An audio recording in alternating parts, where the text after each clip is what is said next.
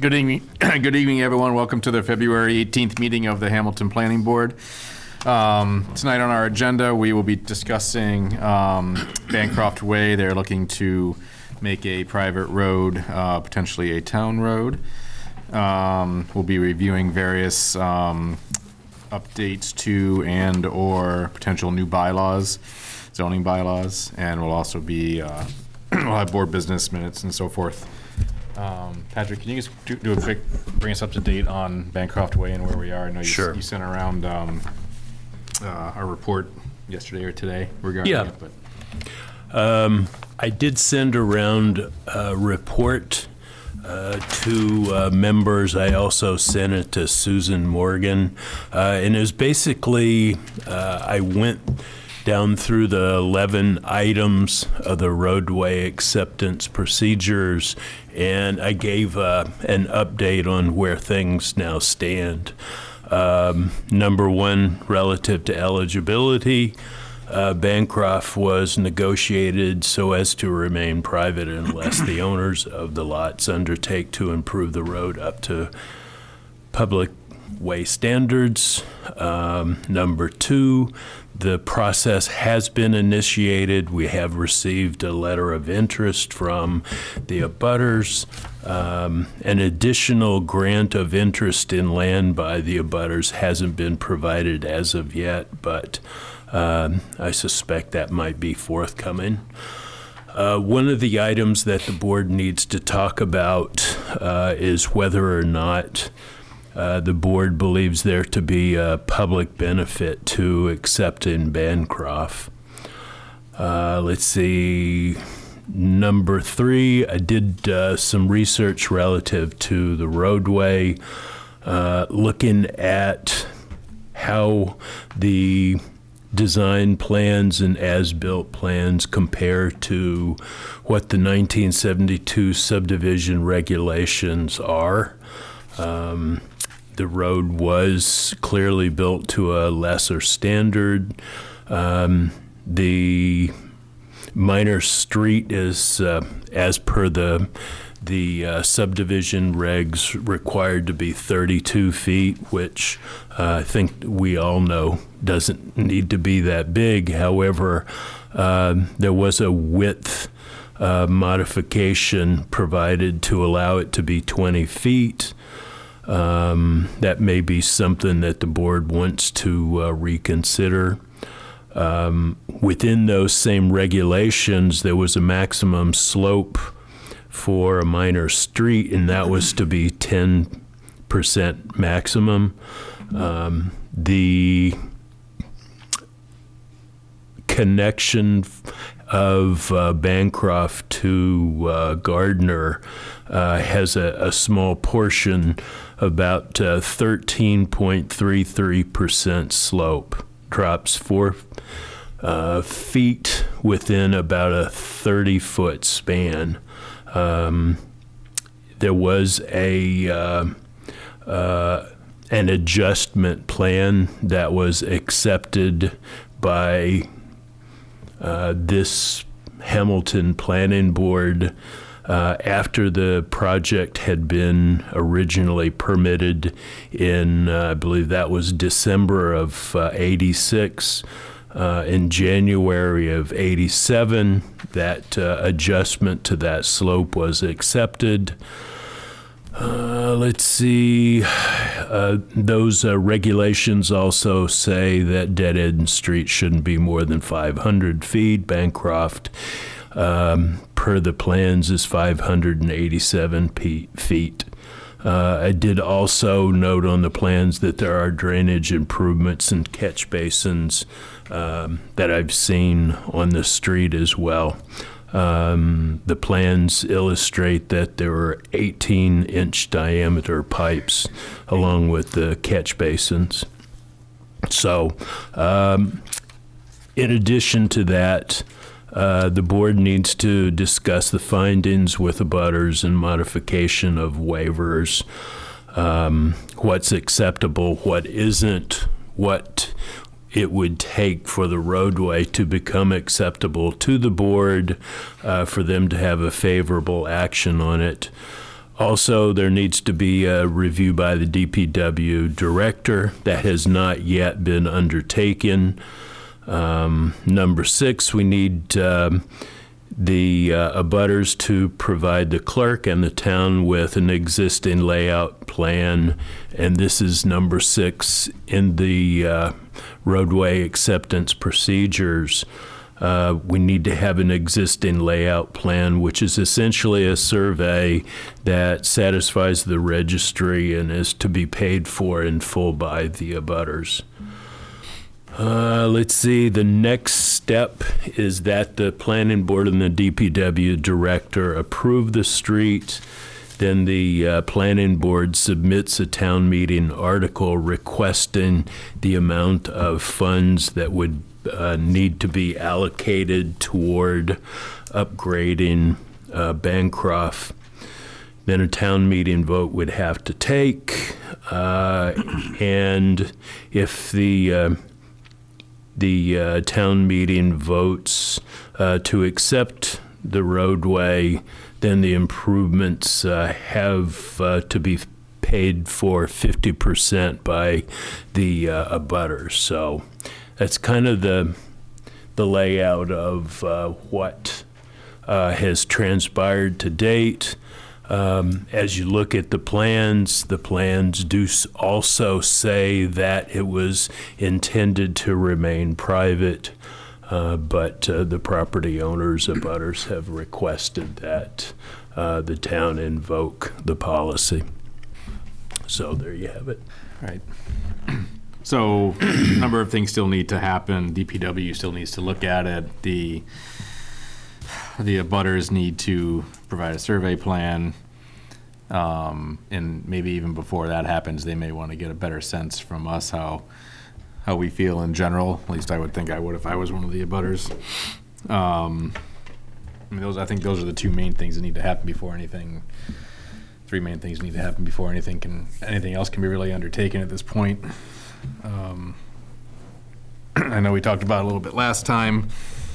Does anybody have any other discussion I think points? last time, the main thing we were concerned with was not the width, but the slope. Right.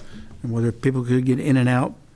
I would ask a question about whether or not some form of curbs want to be put in without widening the street to assist plowing. I don't know how DPW feels about them, you know, asphalt curbs as opposed to real curbs, as opposed to... My observation on that is there are a lot of streets in town, like the one I live on, that don't have any curb at all. So I understand what you're saying, but I don't think it... It is part of our subdivision. All the streets It is part of the regs, yeah. It is part of the regs. Yeah. But I would have a lot of times that aids in drainage, but as well. Yes, it can help. It can help drainage. But right. I don't know Yeah. if that was the case here.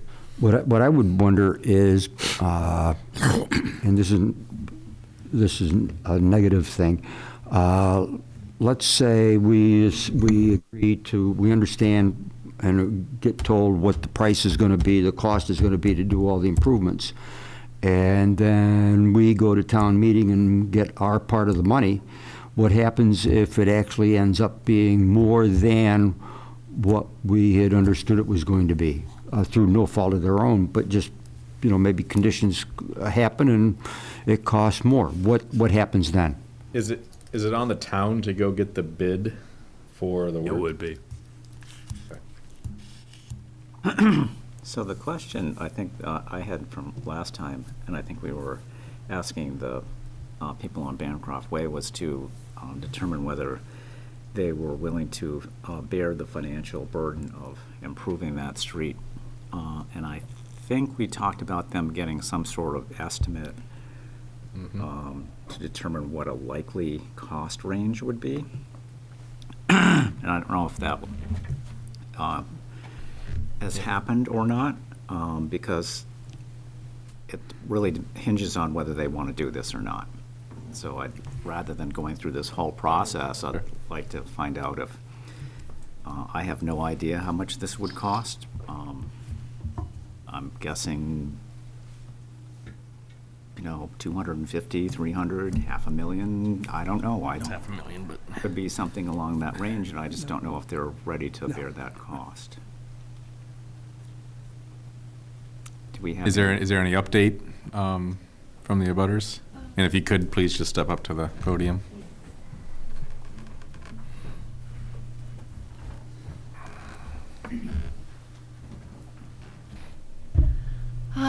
So in terms of an update. Sorry, can you just identify yourself, please? Yes, first? hello. Good evening. My name is Susan Morgan, 1 Bancroft Way. Thank you. We were here 2 weeks ago, and to your question, Rick, you asked about an estimate, and my response was, we are looking for the planning board to present us with the requirements that you would actually want the road to adhere to. Otherwise, I'm not sure how we could go about getting a valid estimate when we don't know the scope of the work. And I believe that my understanding of the report that Patrick just reviewed with you is that the number 4, the planning board actions, I thought maybe tonight would be the night that you would discuss with us in the room your ideas for what your requirements would be. That would provide us with some input, and I can take it from there. Well, I have been in touch, as I discussed with you 2 weeks ago. I was going to reach out to W.C. Cammett, who did the engineering design. They are going to be able to find the files and the jobs and all the work that was done previously, and they will be in touch with me in the next day or two to provide an estimate for what a survey would look like in terms of expense, so that the rest of the residents can agree to pay that. I understand that that's part of the requirement. We're to present that to you. In my discussion with them today, it was about an as-is, so that we can all compare an as-is to an as-built, which we have a copy of, and to know what the differences are, and engineering is the way to redesign the slope and decide the best way to resolve the grade issue, but we need to know what else the planning board would ask or require. So it sounds like really the width is the key issue for us. I mean, Well, that and the slope, any curbed or not. right, that would be that really would be the engineering component.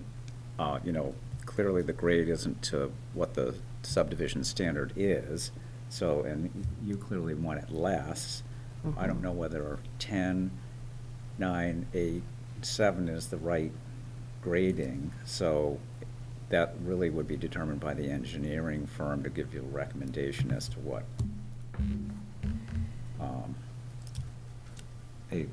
preferable. Clearly less is better, so. Well, yeah, and what's doable really with the conditions that are there. Right. Yeah. So, and then Patrick, you mentioned revisiting the width. Right. The pavement's shown to be 20 foot in width. And I know the board has accepted 2022, 24 previously. I think that the fire department now are a lot more strident about demanding a 24-foot width. I think that we ran into that in one of the last subdivisions that the board accepted. But there are only 4 houses on that Correct. place. So I think And I mentioned in the last meeting that in our, just going out with a tape measure, we measure 25? Did you? Depending on- 24 to 25? Yeah, depending where exactly. Depending on where 20 to a 25. survey would be able to show that. Right. So I think So we 2 could weeks just- ago, we were comfortable with the width as it was. So we could just say a minimum of 24. So Patrick, And to the curbing question, I think the engineer will need to confirm this, but I'm under the impression that the slope easement is part of the drainage design. So if you put a curb below the slope, you're not Changing the allowing, drainage. you're changing the drainage plan. And then also the question was, if you reduce the inclination, are retaining walls going to, on each side, going to need to be developed? That's a good question. So if we say 24, don't change the drainage, I mean, the engineer is going to tell, because we can't engineer that here now. It may be with retaining walls, that changes the drainage and they want to do something different. So in order to give you direction, 24 would be The minimum. minimum. I don't know about slope. We say no more than 10, so Right. I would think anything under 10. I mean, yeah, the closer we can get to 10, I think the better for everyone. But again, it just depends on what they can and can't do that's reasonable. Right. So I think that's it, right, in terms of what you need from us? Can I ask a question, though, before we pass it off to her? What is the reason for the fire chief wanting 24 feet, please? Being able to, Passability. Okay. Maneuvering. Well, it's got a circle at the end. it's about passing on the street piece. We've had this discussion before for other subdivisions, and Okay, it's just, yeah. yeah, it's what they want. So two trucks can get by each other. Okay, thanks. So just, I don't know if do you need more from us? Will that be provided to us in a response from you, or how do you operate? Patrick would be delighted to provide that. So I am still curious, and maybe you can't answer this question, but it's going to come up, is the monetary cost of doing this will be important certainly to you. We all are very much interested in what the bottom line is Have going you to be. established sort of a budget that you think is reasonable or might be reasonable for each homeowner to kick in? We haven't had any basis Okay. to talk about that. So if I said to you, each homeowner is going to cost $100,000, is that a? I don't know what your basis is either, so. No, but we're playing a let's pretend here. I think that's a little rich, but yeah, I know it. I'm just trying to get a sense of, We haven't discussed that. yeah, I think it would be helpful, We will. We just will. so you guys, all can come to some agreement that you have a number in mind. Because I feel bad if you all went to all this work and then you get a number and you go, oh, we're not doing it. Well, and on that line of thinking, we need to decide whether we want to do it. Right? I mean, it's not just us. And I think It's the planning board, it's the DPW director, and it's town meeting. So, Yeah. I think along that line of thinking, I'm happy to know that you're still in the mode of discussing this, because that Oh, yeah.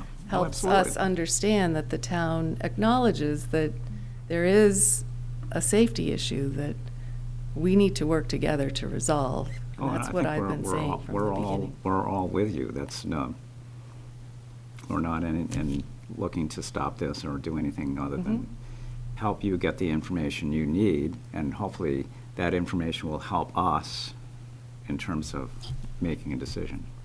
Okay. So is there anything else? Sounds to me like we're really all of one mind here. That's That good.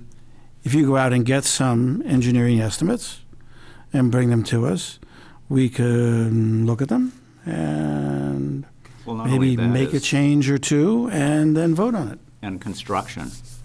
Yeah, one of the things relative to construction that's important is that there needs to be a core sample taken so we understand what actually got built. A lot of times roads don't get built the way that they were designed, and we need to know the level of substrata. We need to know the level of compaction. We need to know what's remaining there. If the town's going to accept a roadway, we're going to have an understanding of what its full condition is. If we're going to be reconstructing something, we also need to know what the full condition is, and you can't know that unless you do some core samples, which is part of the evaluation process. How much will that, I have no idea. okay. Right, that's what the. What is the as-built was to 3 inches for a driveway as opposed to, Yeah, it had 3 inches on it, but that was in 1990.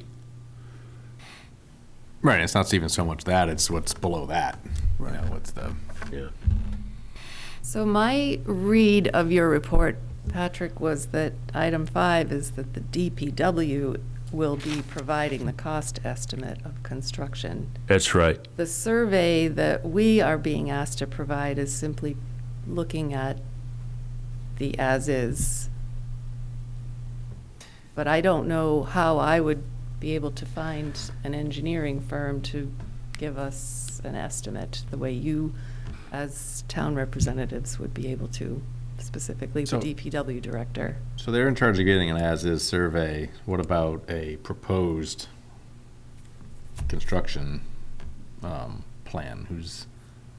Yeah, Who's that's that? what you have to do in Oh, I know order who's to. in charge of that. That would be Mr. Olson. Okay. Yeah. So he would have to go out to bid to establish a construction cost? No, they can estimate the construction costs based on what has to be done Okay. and what the materials happens to be, Okay. volumes, et cetera. So they can establish it that way. But they need a plan to do that. But they need that plan to do that. Who does the cores testing? You have to get a testing company to do that. And any roadway engineering company, has those contacts. So I'm just wondering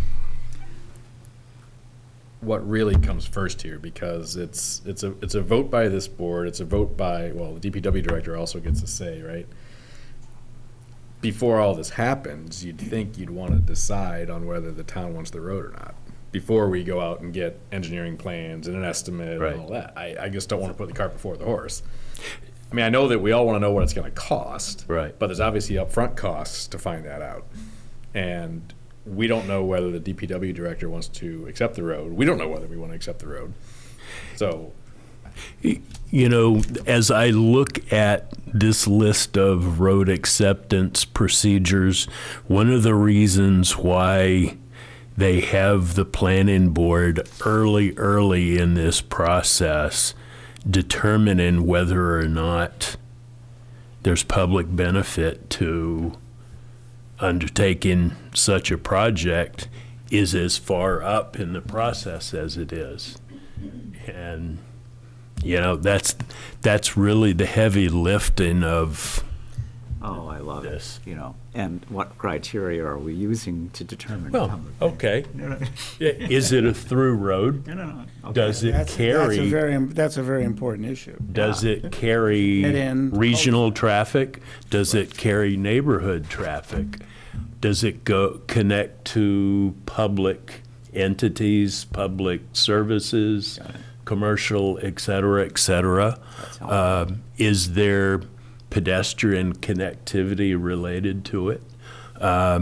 One of the things that I know that Susan was hoping for, and there was an original thought that water could be looped through this road, but as I talked to the DPW director, he says, well, there's no way we could do that because it's at a dead end and it doesn't have the ability to continue to anywhere.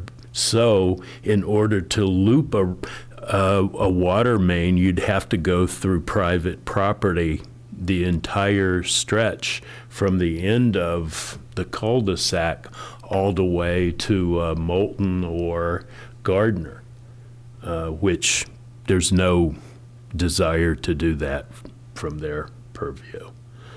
So, that's one element that would not be of public interest. Why couldn't the loop just be off the main on the street, down to the end, make a U-turn right there and come back beside and then connect back to the main? I believe that's what Doing the same Tim thing. discussed with me originally when we first talked about it. Yeah, they, you know what, he just told me that they wouldn't likely consider it because what's in place now is what they're confident is okay. Okay, so if they're confident it's okay, then it doesn't need to loop, correct? Correct. Okay. Well, I think that is still a question because we understand that he's concerned that it's stagnant water when it doesn't. Maybe we can get him to make some sort of. Yeah, can we get a letter or something? Commitment. Sure. Have him come in One way or with, the other, just so we have clarity. Yep. How does the water run now? It's 4 separate lines off of the street? It's one main line that goes up the center of the road, And and it branches? stops pretty close to where our driveway is and branches to the 3 homes. I don't know what it does to go over to number 2, the first house on the left. I think there must be a feeder off The of that branch, that's what first. the problem is, stagnant water. Yeah. One procedural question is this required to get on the warrant? It has, some point. when the prior elements have been satisfied, it has to get to the warrant, yes. Are we trying for this town meeting? No. We don't have the information we Okay, need. I just wanted to No. be clear on that. Okay. I've got a question that would impact the value to the town. And more it's directed to Peter than to you folks, but by making that an accepted street, and then that means the street gets taken care of by snow and other criteria, does that increase the value of the properties? Yeah, I can't answer that. All right. Probably not a lot, but Not a lot. Yeah, I don't think that's quantifiable. Yeah, because now you said you take your trash down to the end of the street, right? So the town picks it up anyway, but it just doesn't pick it up at their driveway. And they plow most of the time. This year, Yeah, they are. So, I think we still need So some more. Sorry. given all this question, why do you want it accepted? There's obviously a little savings every year in plowing and maybe trash. Is the main issue The main the issue- access and The the main issue difficulty is of the getting in? public safety issue at the entrance grade to our road, which this board, back in 1986, had approved. And I feel like it's only in fairness that the town should help resolve the safety issue. And by going through the road acceptance policy, it allows for cost sharing. Your argument would be that we gave you a leeway to 13 1/3 when we probably shouldn't have, because it created problems down the road. Yes, Well, exactly. so to So, speak, so to speak, yeah. But we weren't around We to waived discuss that something that then. perhaps we shouldn't have. Gee, that never happens. Never? No. Yeah, I get that argument. I absolutely do. I also, plastered all over this decision and plans that it was to stay private and never be a town road. And why that last board did that, why they approved the 13 1/3, why they wanted to stay a town road, we're not. That's this guy. Oh, well, fair enough. Well, the other thing is, too, this is something that you can do on your own. If the problem is Right. egress in and out of the cul-de-sac, You can get engineering estimates and just improve your own private way in terms of reducing the slope and But that's building. not showing us that the town is taking any responsibility for that issue. It's not that clear that we should. left Right, it's to not totally clear that resolve. we should, that's the point. Right. Not saying we won't, but I'm just playing devil's advocate here a little bit, that, and again, you If it were on was a the board, through road You remember, and there were yeah. other Well- people being impacted by the fact that it had this excessively steep slope to it, then that would be certainly a reason for the town to get involved. But if it is just a dead-end cul-de-sac, you can always improve it yourself, like people repaving their private driveway or common driveway. It happens all the time. Well, the reason that we have to do that work is because Gardner Street is an incredibly busy road, especially out in front of Bancroft Way at all hours of the day and night, and it's not safe. Yeah, we get that. I appreciate that greatly. But they've got a point. You know, if all the ramifications of what have to be done to make it an accepted road become a hindrance, you may find it simpler to just take over and do that part of the situation on your own. I'm not suggesting you should, and I'm not suggesting I want that to happen, but you know, it's a possible answer. Yeah. I mean, a possible benefit for the town, but I have no idea whether this is the case, would be if the traffic officer, chief of police said, you know, going in and out of this cul-de-sac creates a real hazard because it's so steep and people can't brake well, or, you know, in terms of the flow traffic on Gardner Street, having people come down this steep slope, you know, creates a safety hazard. I could see that. It does. But we They we said have it's a no problem. evidence that that's in fact the case, right? And if it's not the case, then it's a question of sort of inconvenience for the four of you in terms of getting up and over that bump and into your cul-de-sac. Can I So- ask a question, or I guess we can stand in the Please. Yep. Be good. Yeah. Just state your name. No, that's fine. State your name, please. Yeah, for the Stephen Moylan at 2 Bancroft, the new neighbors. We're the new guys. We've been there for 1 year. So we're obviously quite concerned that this huge steep slope is there.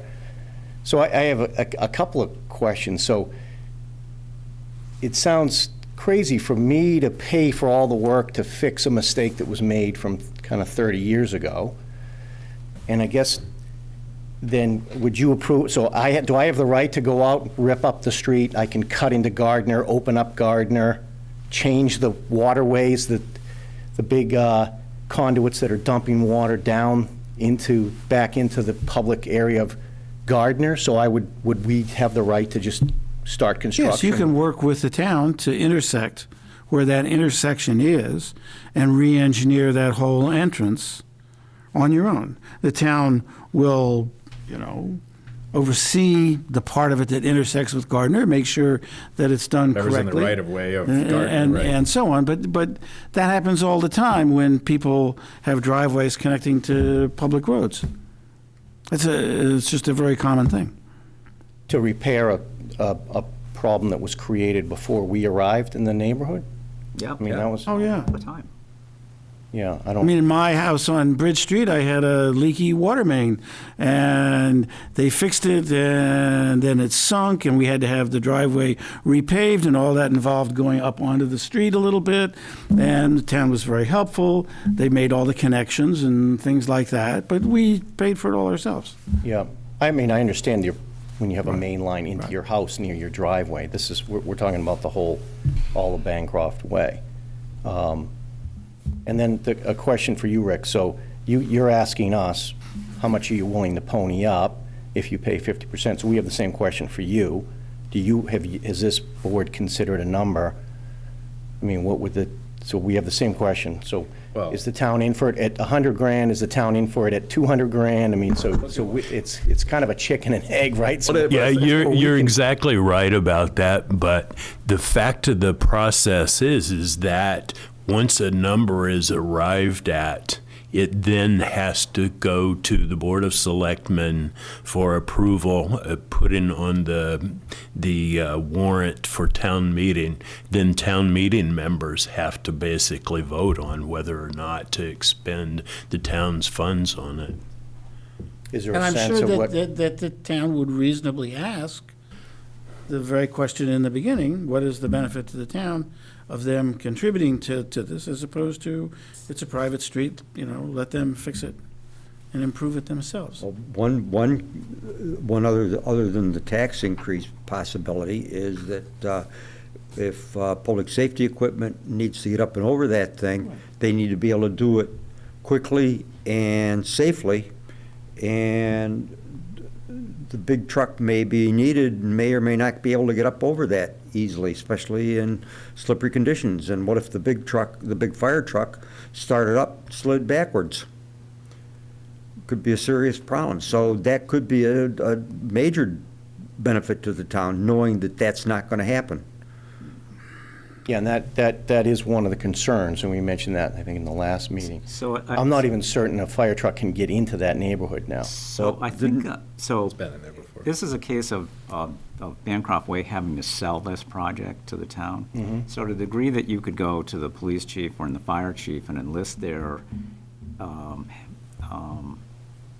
Support. Well, well, I don't Get want their to. I don't input. want Get to their say. I don't want us to say support because they may not support it. Can you enlist their involvement and give comment? And if they say yes, this is a public safety hazard, that would certainly weigh in your favor. So this is a little bit of a sales job. Is that you've got to come and say, you've got to overcome that hump of public benefit to safety, because I think that's what you're really all talking about, is that inclination is just as a safety hazard for you guys, and if it's a safety hazard in the opinion of the police chief and or fire chief, then that's going to go a long way to the public benefit argument. So if you can involve them and get an opinion that's favorable to you, all the better for the presentation that you're making. Could we just ask Patrick to review the policy section that describes the DPW's actions with the fire and safety? Because DPW, that's why sure. I'm feeling like it's not my purview. It is all spelled out in this procedure. I have just emailed both the police and fire chief, CCing the DPW director as well as the town manager regarding that intersection and safety issues that they may or may not have there. So I'll share that with you when I receive it. You asked about the policy directive on DPW actions. The DPW director will evaluate the state of the road and determine any additional items of work that are required in order for the road to meet current standards for acceptance. This will incorporate any input from the police and fire chiefs regarding public safety issues. The DPW director will prepare a letter for the designated representative and the planning board rep summarizing all the work required and estimating costs of the work. At the request of the representative, the DPW director will have a meeting with the residents of the street regarding the proposed work. So that's So all fairly those questions expansive. that you've been asking me for now 2 meetings in a row, I haven't felt that that was part of my involvement in this process. I've expected I think that's I think that is the petitioner's responsibility to find out, get engineering estimates about what it will take to improve the facility. And they and the city planner will talk to the police and fire chief and find out about what public benefits there are, if any. And then when we get back together again, whenever, with some idea of costs, with some rough plans, and with input from the safety officials, then we can decide whether we'll support it or not. Everybody, but certainly it's up to the petitioners to do some homework here, right? Well, I think I have stated that we have the engineering design plan in the works. And that Okay. is how, as I've read through that procedure over and over again, it is our responsibility to do that. Okay, when that comes in, we can work with the DPW and come up with a cost estimate, and then once we've done that, then we can decide how much we want to support it. And I have spoken with the fire chief to see if he would be interested in trying to bring the ladder truck in, so that we all do know. And? He will be doing that on Friday morning at 10 Good. o'clock. Okay, well, So, see, okay. So just That's just a little bit of citizen involvement is, as Bill was indicating, it's incumbent on you to be pushing this process. And I know you're being very respectful of the process as it's written. And I think we're all maybe going through this process together for the first time, more or less. Probably many of the members of the board, because we don't see this a lot. So I'm just advising your, as much involvement as you're willing to invest in terms of engaging all the officials to get them to be involved in the process you want to see happen would be to your interest. Sometimes people just assume there's a written policy and everything flows very nicely. That unfortunately doesn't really usually happen. So if you can help guide it and direct it all to your benefit. Rick, I think another a parallel to that is that if we think about this like a special permit process or a developmental process, it behooves the developer or the owner of the property to come in with all the facts and figures and drawings that they need to convince us that we should say yes to this project. Canterbrook Farms had to do that. Patton Estates did. All of these kinds of things, and it's a similar idea in that you want to do something that involves the town to an extent, and we try to give you the guidelines, but it's up to you to provide us with the facts and figures that we need to say, yeah, this looks great, let's go ahead and do it. Okay? I think we're on it. Okay. Right, I think we all have our Good. marching orders. And it doesn't mean that you shouldn't come back and say, this is what we got, we're not sure this is what you want, and at any time, you come back as often as you feel you need to get this solved. I think I'd like to loop Tim Olson in on the engineering survey work so that he's there with Good idea. the That's an engineer. excellent idea. Yeah. Excellent talk idea. Very their good idea. language, and that would be more helpful. Yep. Good idea. Okay. Thank you. Great, thank you. Thank you.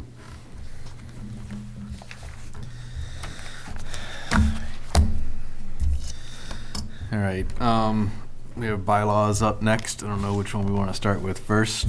Maybe, I don't know, Bill, if you have anything on Willow Street or not. I know there's a couple people here that Yes, talk about that. yes.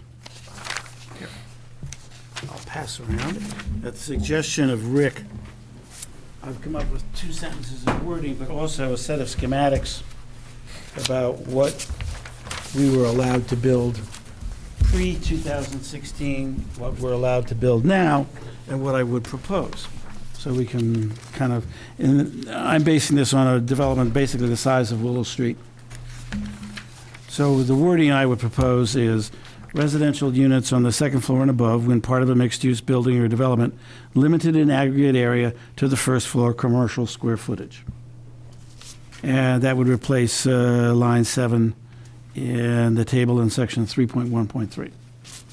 And so what I've done in the schematic is sort of go back to what could be developed under the prior bylaw where we were allowed to build 1 apartment unit, okay? So if you were a little guy like Ward, Ward's Hair Company, you could have added a second floor as that little small footprint building, but it was also, wasn't constraining for a little small store like that. Where it was very constraining is for any kind of bigger project, like the one on the right. So that's roughly a 6,000 square foot. And you could have only added a little tiny hump on top representing one apartment unit. Okay? What we did with the 2016 change, with 2 or more units, you go back to Ward's little store, and now you could go probably 2 units. They'd have to be vertical, and then you'd bump into the height limit. So the height limit limits, for a small footprint, how much you can put on top of a store or commercial space. You go over to the right, though, and for a large footprint development, it allows you to build something that's basically 90% residential. It just has a token amount of commercial space. It's the current law. Under my proposed wording, it wouldn't make actually any difference for a little footprint establishment like Ward's Hairstyle or the Pizza Stop. You'd still basically just be able to put one apartment up. For a larger development, you would be able to match the square footage on the first floor with square footage on the second floor. You could even go up 3 floors, but the aggregate square footage would have to be the same as the first floor.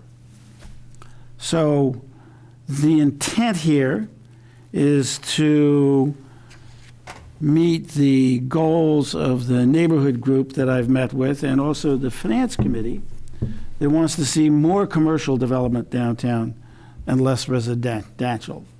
And they would sort of do it without going to the really ridiculous standard that we had to begin with in the original law. There you go. The ridiculous standard before 2016? Yes, Yeah. the single Yes, yes. single unit above anything, which Right. was of use only to somebody that had a really very small little shop. Right. This will allow equivalent square footage on the second floor or third floor, however you want to configure it, but not more than that. So in the case of Willow Street, in order to meet the proposed goal, would have had to add a lot more commercial square footage on the ground floor and wouldn't have been able to build 18 units, probably half that many, on the second floor. Right. Second or third floor. Right, and that was the whole argument, that in that case, that 9 units didn't make it financially viable. Given the sales price of the land, I can see that, but that's... Even if you halved it, it wouldn't have made it viable, most likely. The land residual might... Half the land cost. It might have. Even if you halved the land cost. Oh, halved it, yeah. If you have the land cost, Yeah. it'd be I close. don't know what that was, HAVE or HALF? Well, I think there are a lot of inflated estimates about what some of the downtown land is worth by some landowners. And it's only worth what you can put on top of it. So the way to look at it is, if you have very permissive zoning, things are worth a lot. If you have stricter zoning, they're not worth anywhere near as much.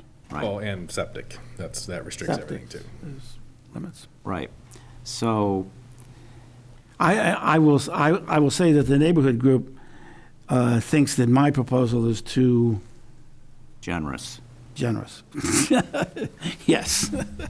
No, I got that. They are very, very, you were in the meeting, they are very suspicious of the planning board. I got that when you proposed one or 2 units. I'm going, well, I don't think so. Well, I appreciate you, sort of doing this illustration, and it's good to advance this discussion. And I'm happy to figure out something that works. I just want to make sure that it's economically viable, so that we just don't create this that just says, that has this.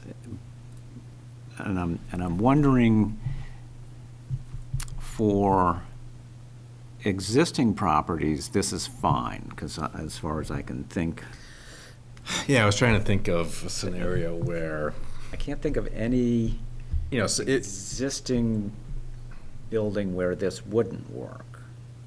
I'm just thinking about any future potential development. right, and let's just toss this, let's just say what it is, right? Most of the buildings, mainly on Railroad Ave and is what I'm talking about, can't expand no matter what, because their land is so small, and They've already got roofs on them. they've already got, well, they got that, but septic as well. Their septic capacity is probably maxed out or very close, and you're not gonna be adding residential on most of those things anyway. But it just depends on the lot. Most I of mean, those- obviously, there's some, I heard you talking about the post office, I mean, who knows down the road, that's got some land to it, but, you know, for the most part. Most of those properties on Railroad, the buildings are the same size as the lot essentially, aren't Or- they? Pretty well, close. Yeah, I mean, Where do they have almost zero lot line, some have land behind, but, Right. you know. Where do they have septic there? Right, and, you know, and then. Most of them have either a tight tank or a small field behind them. A lot of them have tight tanks. Yeah. None of them Oh. do? No, a lot of them do. A lot of them do. A lot of them do, okay. Tight tank meaning it goes in, Just goes gets in and they pumped have on a to regular pump basis. it out Yeah. on a regular basis. Yeah, like the weather vane, that's what they do. Yeah. So I'm Pardon? just. Weather vane, that's what they do. So my only concern is this, and you've heard from the Finance Committee, and you'll be hearing it even more once we get to town meeting, because with the schools asking for an 8.57% increase, well, I think we're somewhere about $50,000 below our maximum before we hit override. And more than likely, next year, we're, you know, just given that we've got so little leeway, we're going to be in override, and probably a series of overrides. So there's going to be real pressure to find new ways to add assessed value. And one of the things that one of the selectmen was talking about, and I know this is a long way away, is other pieces of property in the downtown, one of which has a school on it. Now that's, you know, even if we said today, that's 10 years away, you know, that school disappeared and that land became available. That's town-owned land, and the town really would like to see some return on what it has. So if we went, you know, and I'll use that just as an example, and maybe it's too far out, but I'll just use that as an example. I think that's 2 or 3 acres. Do you know? More than that, I think. Is it? Yeah. You think level 5? I don't remember what we said it was. It's pretty good size. All right, well, let's just, Let's call it let's say it's 3 acres for whatever reason. And you could easily do something much larger there because you've got plenty of open space for septic and drainage and I'd hate this kind of thing to restrict, you know, so, and to make this economically viable under this, I'm thinking, but I'm not absolutely sure, you'd have to spread out big, you know, you'd have to have a big footprint so you could go up and get the value at the second level. So Well, it's all proportional. I mean, whatever you're going to put on the first floor, you can double Right. on the second floor, whether it's this big or whether it's this big. Right. So that's not quite the way to look at it.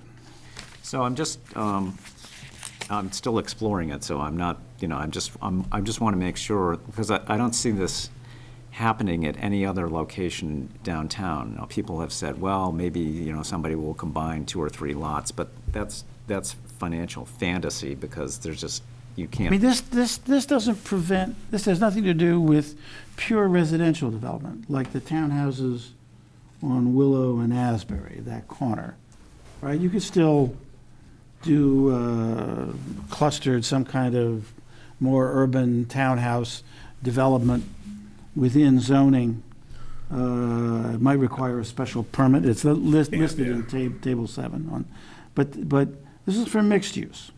So if you. So I'm just wondering, then does this, if we adopted this, you're sort of the last version, I'm wondering if it sort of pushes it towards condos. In other words, in order to get maximum value out of that second floor, residential is, you know, probably would go to condos because there's a, you know, a better Well, return. that would be better for the tax base.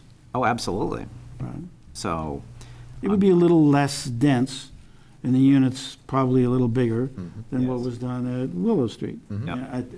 And a higher value. On the higher value. Yeah. And that would help the tax base, yes. But on the other hand, what it would do for affordable housing and Well, inclusionary housing bylaw would then kick in, so, Yes, you can always use the Good number of inclusionary units, height. We yeah. also have many irons in that fire with regards to Gordon. Yeah, well, let's not get that in. We really don't. We really don't. Let's put it that way. Let's not get that Anything in. real. So I'm just, I want to make sure that we're not, by adopting this, having some unintended consequence, because nothing is going to happen like the Willow Street project, I can imagine, anywhere downtown unless the commercial district is expanded into some, a larger space, like the Winthrop. Which, of course, the town would be perfectly willing to do if some large corporation wants to set up a satellite business center in town using the railroad and greatly expand the tax base. Then I'm sure we would all go back to the drawing boards and try and accommodate that. Well, they could actually go to the Willow Street Overlay District. So that's by special permit, and that's from where essentially Dodge Tree is to Asbury, is covered by a special permit and overlay district that allows the planning board essentially to waive pretty much all the town zoning requirements in terms of. Well, that was the first place that allowed mixed use. Right, mixed use and a higher level of density. Right. But again, it's going to be limited by septic. Parking and septic. It's parking, septic, and drainage, so you're not going to get a lot of density down there. No, and that's the thing. I mean, some of this makes sense if we had a sewer system. If we had what? A sewer system. The whole limiting factor here is septic. And, that's why I'm hesitant to even change it, but, again, if we did have a sewer system at some point in time, then yeah, it may make sense, but, because then all the wards. It's just the opposite. No, but then all the wards can build 2 more stories and have 2 or 3 apartments there, whatever they can fit. Right, so I look at it just the opposite. If we had a sewage system, then people could add residential units without having significant consequence. Since we don't, That's what he's it saying. makes more sense to provide more limits. But the limit is the fact that we have septic. Oh, yeah, what you'd probably see is properties being sold, and then it might make sense to tear down, Right. and, do tear downs and then a higher level of density.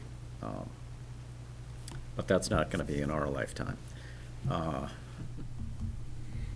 No, I mean, the other thing that comes into play is parking, right? I mean, how many sites, other than Willow and a couple others, have enough area to park for multiple units and have septic and drainage for multiple units? Well, right? the interesting thing is the Housing Authority, there are 42 units on 1 acre, Yeah, I know. and it has about 12 parking spaces. Oh, right. That's what nobody knows is like, they go, oh, this density is outrageous in the downtown. And I go, well, there are 42 units on 1 acre. Yeah, but they're more a lot of older people. Right. But it's still. And, a lot of them probably don't have cars or vehicles. Yeah. So I think this is worth for discussion. I'm not sure. I want to look at this and Digest sort of it, think, yeah. what are the consequences of adopting this before I say yes, no, maybe, and it may be fine. I'm just seeing it for the Why don't we first. go another round with it, Patrick, right? We can put something on the There already a place. placeholder for the. There's a already a placeholder already placeholder there. for the thing Yeah. and Keep thinking about it. Peter, what do you think? I'm on my way out. I'm not thinking. You can say whatever you I want. think it's the last meeting. Really? Yeah, Oh, okay. So you're not running? not running. Oh, okay. Thank you for your service, Peter. So Yeah. we'll have to have a quite the 21-gun salute or a 41-gun salute for I every was going to say, a year. lot of guns. That's right. That's right. How many years? 50 years, I think. 50. Wow. So, So what was the logic of Bancroft? that's what I was asking. It all blends together after a while. So, do you have any thoughts on this? Well, practically speaking, if we're going to take this forward, we're going to need to set up a public hearing.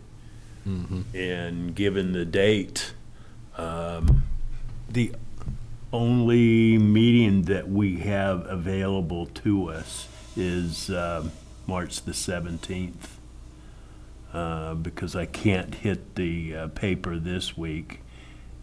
It will only be next week and the following week that it can be advertised, which won't give us 2 full weeks of posting. So the 17th is the night that we would need to have our hearing. And do we need to have a definitive language at that point in time? Or can we still be debating it? Or what do we need to? You can debate it all the way up to town meeting floor. Right. Yes, we've done that before. Yeah, And but it's that been debated creates on town meeting. real havoc. No. As we all know. No, that's not, my question was, at the public hearing, do we have to have, the language that's set? But I think what you're telling me is no. Well, I think you Correct. should have something to start from, Well, and then right. we can. No, what I'm asking is, does it have to be the in concrete last word? No. And I think what you're telling me is no. You But want the it, public hearing presumably would be somewhat informative. Right. We might No. decide to Got it. modify it one way or another. Right. yeah, you want it to be as solidified as possible, but very often you cannot do that. And you need to wrestle with it sometimes all the way up to town meeting. Yep. So, I think that we need to continue to work on it and look at the implications of it, parking-wise, property-wise, how many parcels have the potential for this sort of arrangement to take place? Is it economically viable, feasible, et cetera?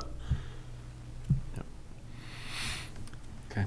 Well, It would be. remember, nothing is more economically viable, profitable, and feasible than laissez-faire. Right? No. No actually, regulations allow the individual developer to maximize the value of whatever he's building upon.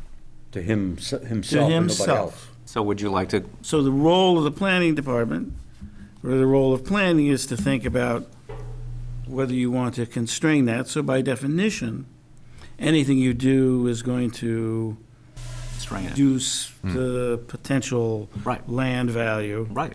through a constraint. Absolutely. And then there's the economic development application of this too. What do we want the town to be able to provide itself? Do we want to promote that?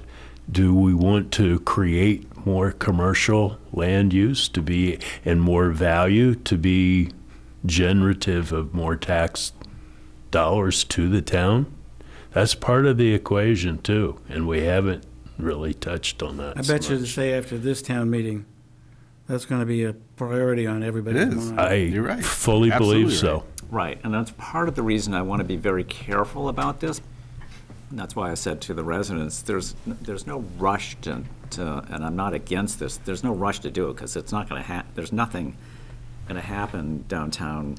There's just nothing available, period. So it's not like we have to slap the cover on this thing because there's some pending huge opportunity that could seriously hit the downtown, because the financial dynamics are going to change dramatically, and it's going to be painful, and it's going to go on for quite some period of time, and the pressure is going to build. And actually, just out of, I've mentioned to the Finance Committee, I'd like them to be part of this discussion at some point, is to have them come in and talk to us about what's happening, what they see happening, because 97% of our tax revenue comes from the residential sector. So the only place we can get more money is, by adding assessed value. And so That's my only concern with this. Okay. Let me read you the placeholder that's in the warrant right now.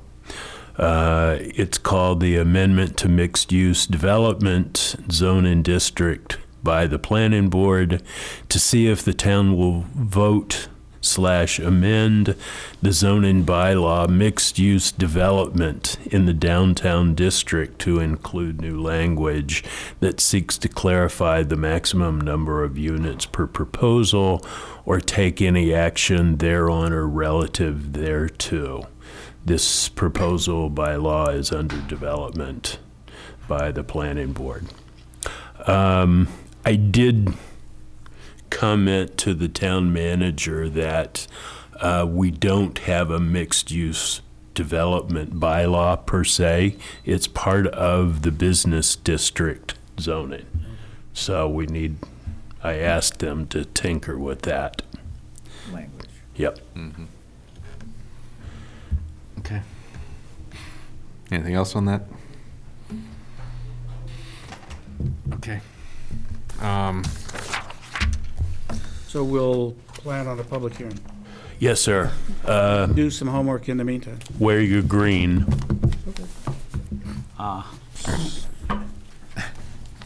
So, we have two potential things, other bylaws to talk about. One is flexible development. Patrick sent around an example that Wenham has and has used for, the golf course development. And then the other one was transfer of development rights, which I Correct. think is Yep. the more complicated of the two. I don't know if we can pick both off tonight or talk about both, but I think we should start with the flexible development since I think that's the easier one to potentially tweak and decide if we want to do it or not, and as a potential replacement for our OSFPD bylaw. And I think they both could be a replacement, or both could replace the OSFPD. I guess we just need to decide what we want to do and how we want to proceed with these, or one or both, before we, I think really delve into them. But,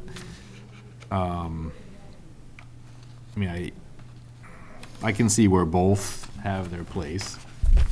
I was talking to Rick earlier. I want to go home and read them very carefully. I was on a trip, and I didn't get a chance, Really? To And print it out. You've come down from your trip? and I want to... No, and that's fine. Yeah, Very careful. I'm the same. I'm the same way with the TDR. I have read through the flexible development somewhat that Wenham has. That I think it's a nice, concise bylaw. Obviously worked for them in one development. I think it's. For lack of a better term, it's very flexible, right? It allows you to do It is. a lot of different things. It is, I think, maybe a little more constraining than it needs to be in terms of its density bonus, but, it's similar to what our OSFPD wanted to be. It's just a much more condensed and concise version. Would you make changes to it? Personally, I think we touched on this a little bit last time. The density bonus didn't exceed 50% from the base, yield plan, whatever you want to call it, that you could get with a typical subdivision. density. Base Yeah. density, right. Yeah, which isn't much, No, it's really not, when you think about it. right? And I think, it, in some ways, it makes sense for certain type of development, in other ways, it doesn't for, Right, so other types of, so I think, The thing is, it I think we need to talk about. covers senior housing, it right, covers it does. open space, It it does. covers affordable housing. Right, it covers, right, you can do anything. The whole panoply of Which I like that. social objectives. I like that. But I think maybe there's, and I don't know if you want to get into different density bonuses for different types of development, right? Senior, affordable, whatever it is. Single family, whatever. But I think those are the things we need to talk about. Other than that, I think it accomplishes what we had discussed modifying the OSFPD bylaw to, at least, probably 85, 90% of the way there. I think it has the ability also to be applicable closer to downtown too, whereas the OSFPD, I think, should be more out on the more rural, larger properties. Right. And for that reason, I think this, definitely has more flexibility related to it. But I don't think they're mutually exclusive. Right. I think they both have a time and a place. Yeah, this had no minimum lot size, like our OSFPD bylaw did. It's just, it's very clean. But yeah, I think the biggest thing is discussing density bonuses. Right, and I think that was where we ended that conversation was, last time we talked about this, was the density. What do we do with the density? And I think we talked about the number 2 under 11.1.8 is the thing for over 55. Is getting rid of that, since we already have a senior housing a bylaw. This would just complicate it. So, Oh, but you could still mix it up, right? You could still do a mix of types of housing into something like I this. see what you're saying. So you could, or I think we should allow that.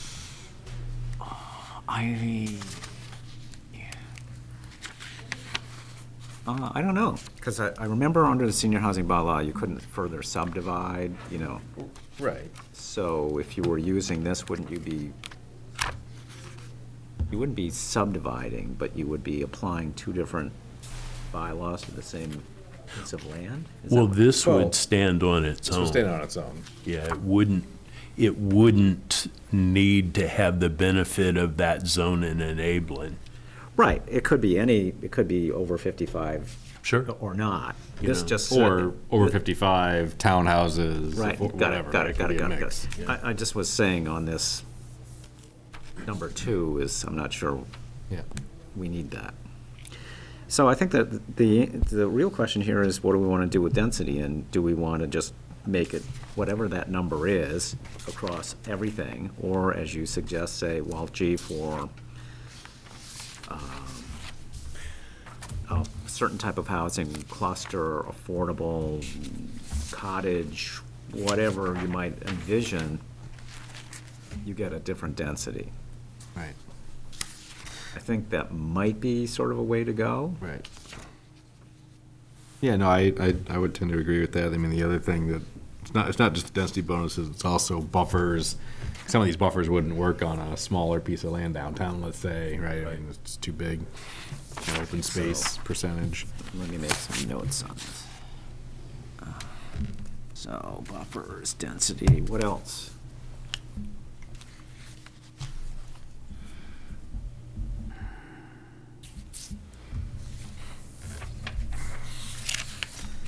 I mean, the affordable component kind of is what it is.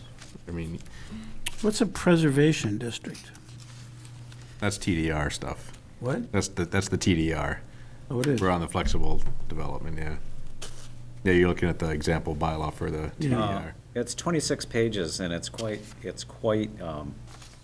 meaty. Mm-hmm. So you're right, you need to Read it carefully. spend a couple hours on this, Yeah. just to parse it, because there's a lot of complexity to it. The TDR, yes. Yeah, Yeah. whereas this is a lot Yeah, I simpler. think this is simpler. So buffers, density by development type. Right, and then also, they talk about limiting multifamily structures to not more than 4 units. So like a quadruplex, I mean, is that something we want to look at? Limits on, what is it, multifamily? Yeah, it says a multifamily structure should not contain more than 4 units.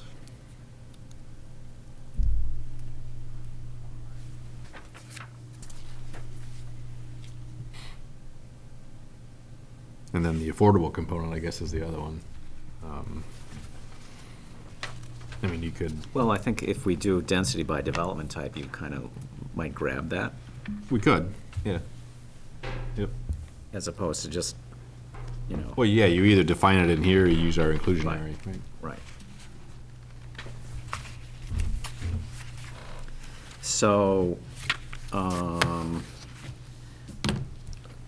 let's talk about what we wanted, because the TDR is, this is a deep dive.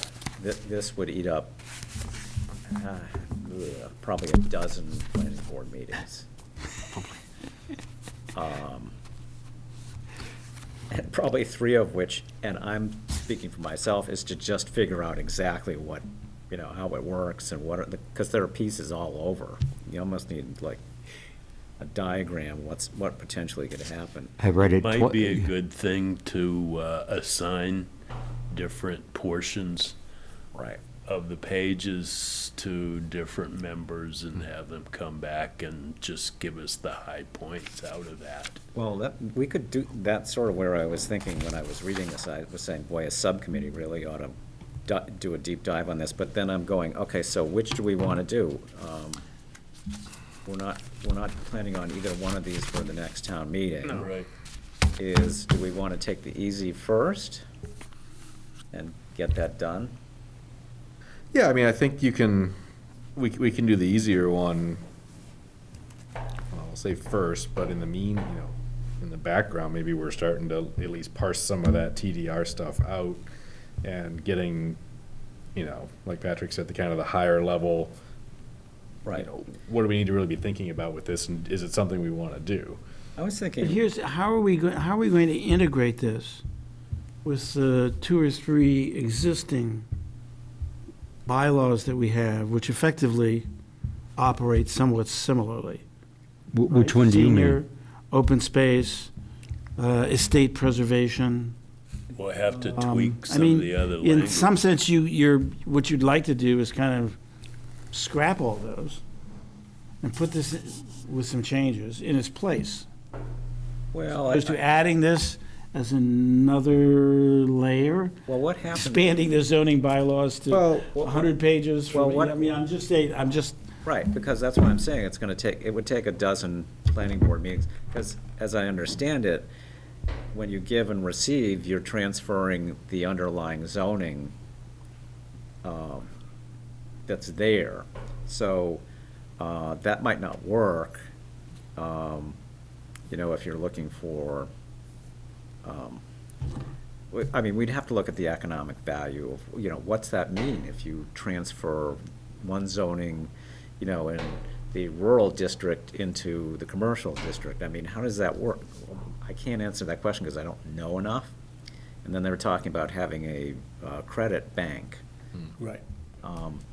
And so there's a lot of pieces moving here that I don't understand yet, so it's. The way I read it was that if you have the giving district or giving property, and let's say it has the right to build 10 units on that property, you're transferring those rights to the receiving property. That the owner of that property or the developer who's going to buy it pays a certain sum to the giver. That's the way the giver gets his money. He gives up the rights to ever developing his property, Right. which is something he may want to do, Right. and still keep value. And then the receiver gets to build 10 more units on the receiving property, Right. as long as there is septic space and whatever else Yeah, is and- required. In that example, that works, but if that giving property has a limitation of, 2-acre zoning, and it's 10 acres, and he's giving 5 units to a receiving who really needs to be able to build 10 units to make it economically viable, how does that work? Wait, I lost you on that one because He's got to get another giving property. Right, can he's got to accumulate it buy up. more land. Right. He can accumulate it up. So I just don't understand it, we're gonna Right, have and to the have. bigger thing- We're Yeah. gonna have to have this discussion. The so that- bigger thing for me was, it talked about districts. It wasn't just zoning districts necessarily. And, the properties you wanted to, or the districts you wanted to preserve, if you will, was a little different than what we had talked about last meeting or 2 meetings ago about preserving special pieces of open space, right, and how to do that. I mean, it's similar, but this asked you to define open space. those districts. We would have to, at least if we want to do what we talked about before, define what we wanted to protect. And how do you do that, right? How do you pick winners and losers, essentially? I mean, the open space, I think you could kind of do, but I think it has to be more broad than just, okay, which pieces of open space are we trying to protect with properties? Right, and the problem is that then the receiving district, okay, the abutters to that are gonna go, oh, wait a minute, now you're gonna double the density right next to me, and it's all very well and good that we have all this open space over here that we can tromp around on. Right. But- So one of the things that you could do, rather than just having these preservation districts, is you can say, well, we'll go to identified properties like the Great Estates that we've already identified. Now, there already are, we have the Great Estates bylaw, but, how does that impact that? So you've defined Great Estates, and they have a certain size, definition, and, so that might be a way around that, but again, this is gonna take a lot of conversation to even understand those pieces, But As- it- but- as he- but- As he says, picking winners and losers. Do they have to be two properties of the same kind, or could they be two different properties? Could the giving estate of property be a great estate, and maybe, and could the receiver come in and buy the development rights from the giver and put them on a smaller property with no conservation land attached? Yeah, that's. Yes, I mean, that's the way it seems to me. that's right. Right. And so that opens up a whole bag of worms, because the Great Estates allows in its various versions a significant amount of commercial and, like bed and breakfast, and I forget all the potential uses. R&D. Well, and it's not, but in that case, it's not accomplishing what you want for the Great Estates, Right. right? It's not preserving, or it's not Well, that's what he was saying not is. adaptively reusing those properties. You're essentially saying, well, do we get rid of that Great Estates? And, so that's what I'm saying is, it impacts everything that's already there and what we're doing now. So it's like you're unraveling a ball of yarn, you start proposing these changes, then you could be rewriting all the zoning bylaws. And I'm going, geez, not again. We just did that. Not Wait again. until I retire first, please. So I think it's worth a discussion, but we may get to the point Yeah, where we're right. going, this is just too complex. Right. And I sort of feel like Bill, here we have potentially a system that allows this transfer of development rights, i.e. volume, scale, et cetera, and that gets visited on a property and people see the magnitude of that. I don't think that's going to make people happy at all. And for that reason, I'm not sure we're a candidate for TDR.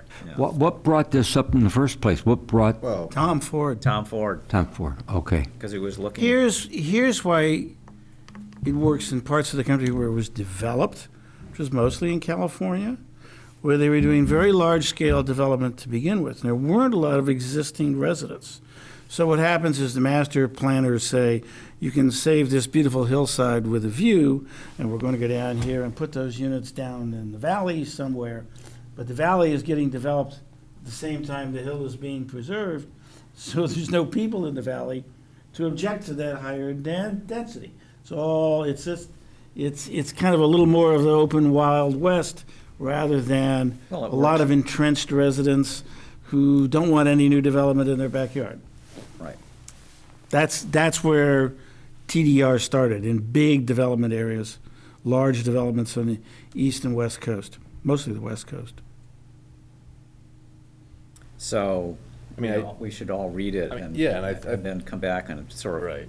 with Kick a- it around. But the general, see the- I see the- overall idea that I think Bill talked about last time or 2 meetings ago about having a way to preserve, certain properties that everybody wants to see preserved and not developed, and having some kind of a fund that developers, contribute to if we give them more density on another property somewhere else that allows us or allows the town to purchase the rights to Purchase it. those. Well, maybe just do a And real it's- simplified version. Well, right, that's my point, is that's somewhat simpler than this, right, I think. Very, very much. Because you're not talking about really Moving transferring a units. development right, you're talking about just buying open space with allowing allowing a developer to build more on one property and using that extra revenue to buy open space. That's a much simpler thing. I mean, I was sort of thinking about the flexible development law as it's trying to wrap up our 3 laws or 4 bylaws into one simple law, the state, the senior, the affordable housing. I mean, it's just basically saying in 4 pages what we say in 30. 30. Yeah, 40 pages. 3 or 4 bylaws of 10 pages each, right. Okay, so do we have marching orders? So we need to think, so are we gonna put the TDR on hold, like, as it's kind of in its form now? I think we should all think about, I think we all should read it. well, yeah, we should read it. Right. And then I'll maybe think about a way to simplify it, like what we just talked about, for more of the open space piece than actual. I think there have to be examples out there too, that other communities that have the mechanics of it without all of the other stuff with it. Talking about TDR Oh, or flexible? Yeah, TDR. So you mean Yeah, TDR light? yeah. Yeah. I'll Where did it come do from? some checking. These were from our town council, land use town council. MAPC? And they were model bylaws. One was From Cape Cod. God, yes, Yeah, around the Cape. the Cape Cod Commission had been using it. All right, so the first there's first that, and priority then is flexible. flexible. Yeah, let's think about So, flexible. so the homework is to come back with discussion about buffers, density by development type, and any limits on multifamily or limits on number of units or whatever, Okay, right? I think that makes sense. That's what I'm hearing. So I'll be working on this while on my vacation, Where are you going? far, far away. Alaska?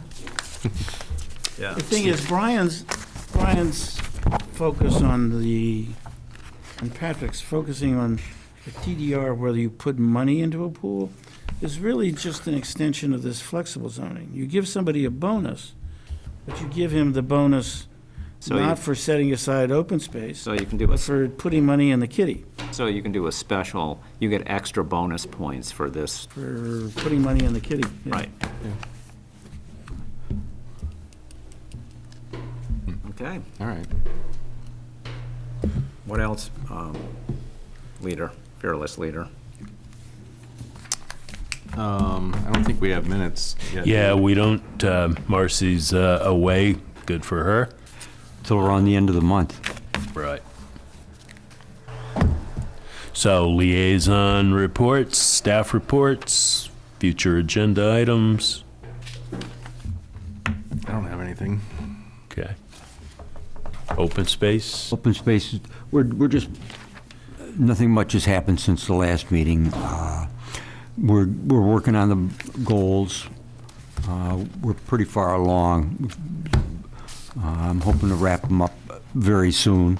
The guy that's doing the body of the open space plan, I think, is now saying March or April. Is that a consultant or? No, yeah, that's the MAPC guy. Oh, okay. He's doing the body of the report completely. Oh, really? Yeah. Yeah, we haven't had to be involved with it at all. So probably after town meeting or somewhere along in that range, we may need to start having hearings. I've already started going to reaching out to other committees about recreational stuff and fields and things like that. So some of that is going to be involved with how we set up the goals and finish the goals. Great, thanks. So, question, No. can I, may I? Yeah. Conservancy District? It's dead. Is it? Oh, yeah. Dead and gone.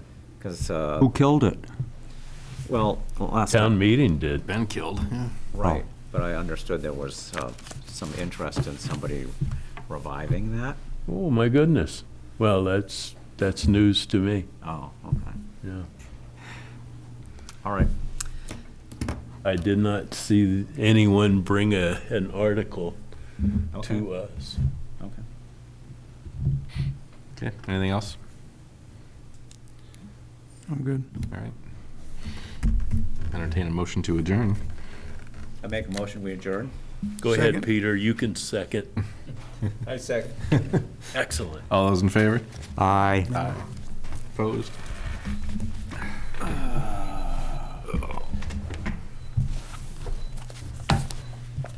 So if you're not running.